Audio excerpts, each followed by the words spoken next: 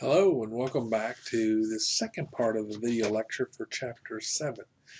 And so we're going to talk about, we were talking about enterprise information systems. So those are the big systems that integrate everything so that we don't have silos in our organization. So what we're talking about here are the challenges of implementing and upgrading an enterprise system. So usually when that happens, there's going to need to be a lot of collaborative management that needs to take place. So you got people in different parts of the organization that are using this system, and so then there's no clear boss, or you're reporting to multiple bosses, or some kind of matrix type of grid of the organization that you see when you look at who's doing what and who's responsible for what. So you need to know what the requirements are in each of the different areas. And so you run into gaps between what is actually being done and what needs to be done, or what you're planning on replacing, and how much of a gap exists between what is currently being done.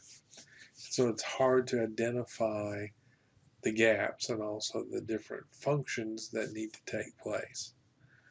And so the question then becomes, what do you need to do? Do you need to adapt, change your procedures, or do you need to alter um, the way you're doing things? And so for this upgrade to work or implement it, you're going to need lots of support from upper management.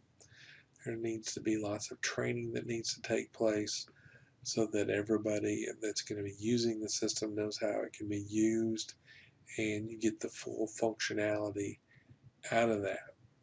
Now, anytime you introduce a new system, you're usually going to get resistance from the employees that are using it. And typically, you're going to have to come up with ways of overcoming that resistance. Maybe let them know it'll make their job easier, that they can get more information and make better decisions, those sort of things. As people resist, they're resisting probably because they think it's going to change their job or how they're doing their job, or may even eliminate them because they're no longer needed because the system will do whatever they were doing for them. And so they also have to get used to some kind of new technology when you introduce that new system. If you're, it might be that you're now scanning documents instead of having to type things in. You're now backing things up instead of having to store them in file boxes and transport them physically to a storage area or a storage building that's off-site somewhere. You've got all those different things that you need to consider when you're thinking about this enterprise system. So in terms of the employee resistance, you may also have to provide some extra inducements. If they're using the system and there's no, say, errors over a week or so, then you might give them some kind of maybe time off, or um, a new place to park, something along those lines that they may not have had before. When we talk about that new technology that they may be exposed to, again, it might be cloud computing, mobile technology, so on.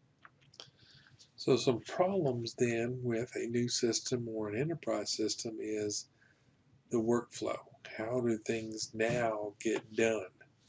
And so as you see here, and this is very true, most IT problems are workflow problems and not software problems. It's how that new system is going to aid you in doing things, and so it's going to change the way you do things, hopefully more efficient. But the problem then is then who fixes that workflow problem? And so somebody has to have knowledge of that business process.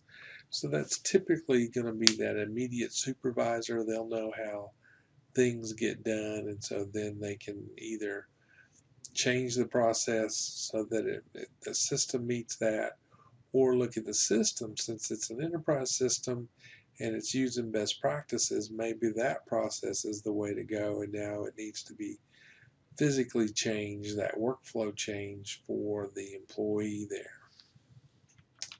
So if you ever find yourself in that situation, you're probably going to be working with a business analyst and a technical person, maybe from IT.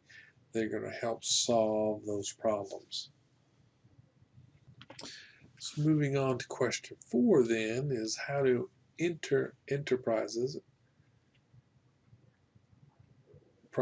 solve the problem of enterprise silos.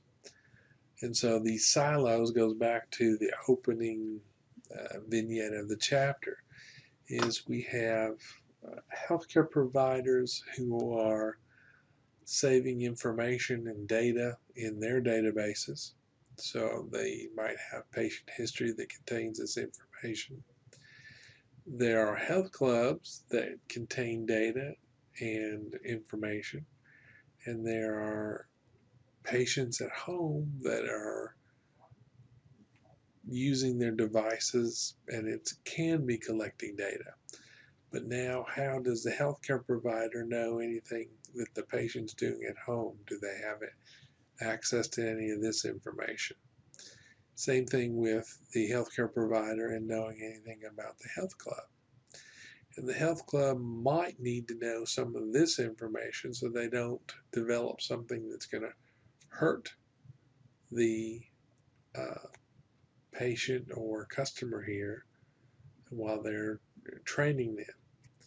And so an inter-enterprise system that combines all of these then will be able to share this information as needed. Not everybody should be able to see this information, and maybe they only want to share some information with this. So then this enterprise system then is a distributed system. And what we mean by distributed is because the processing of the data is done across multiple computing devices. And so you might need to know things like HTTP, HTTPS, HTML5, and CSS3, JavaScript, and other programs that are using this data and then can send the data back and forth to this database.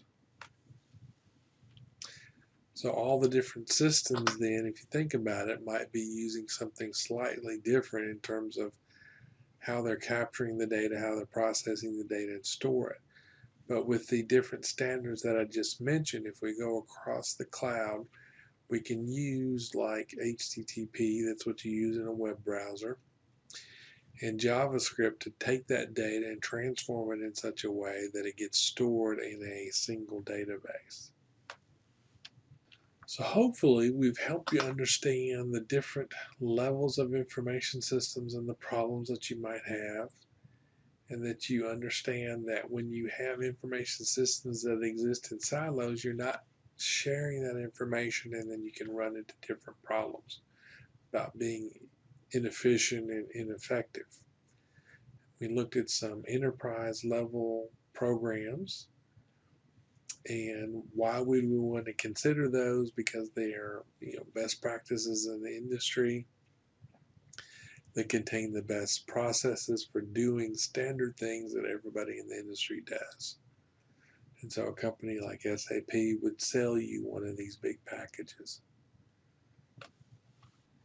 And so based on those enterprises that we just talked about, they got to share that information somehow, and so that's probably going to be done on some kind of cloud application.